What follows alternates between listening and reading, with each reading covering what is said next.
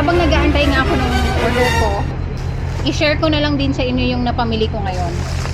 Nabili ko siya sa Good Farm. 12.90 shekels yan. Milka. Masarap tong Milka, diba?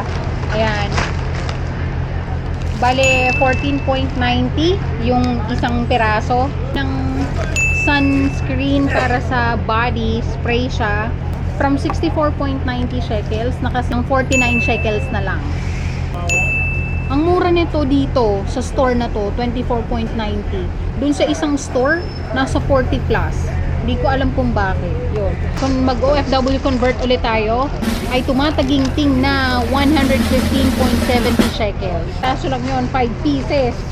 Oh, may isa pa akong pinamili kasi dalawang branch ng store yung binilan ko, pero same lang din sila. 3 pieces lang to. Mas mura to. Ito, 10 shekels lang. Ayan, Cavendish and Harvey. Ano lang siya, 11.90 shekels. Yung fitness nut chips, 10.90 shekels. 32.80 shekels.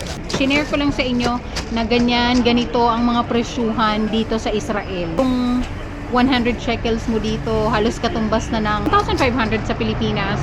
Sobrang konti lang ang mabibili mo. Yun.